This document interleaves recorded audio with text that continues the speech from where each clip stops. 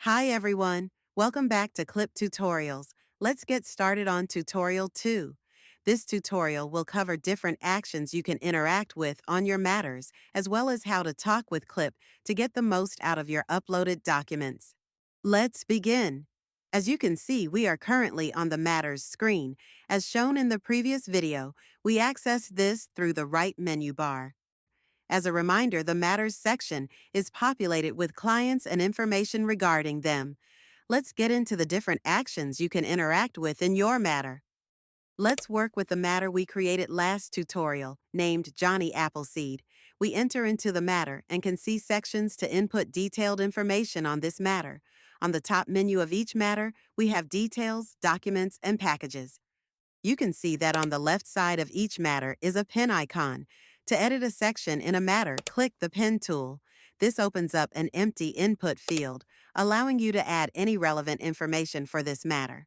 In the previous video, we input Mr. Appleseed's client information, including his full name and case number. We'll get back to this soon when we learn how to talk to your documents. If you no longer need a matter, we have a kebab menu located on the top left of the screen.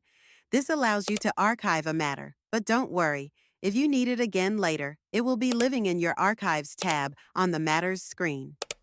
Great!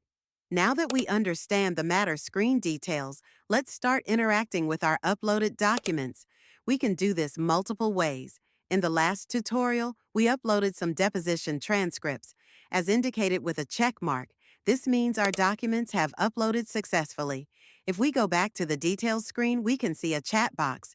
You can input any questions to KLIP to extract any details regarding the transcripts or any of the documents uploaded. Let's extract some basic information for this matter. You can also use the microphone to input a voice response. Once you hit the arrow button, a filled-in bar with the Matters label will appear, allowing us to know where exactly the response is coming from. Awesome! It is generating. While we wait, let's look at another way to interact with your documents.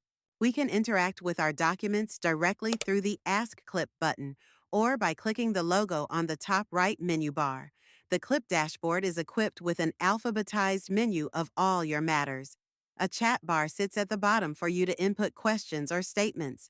Let's interact with Mr. Appleseed's documents by clicking on the J letter, where Mr. Appleseed is located.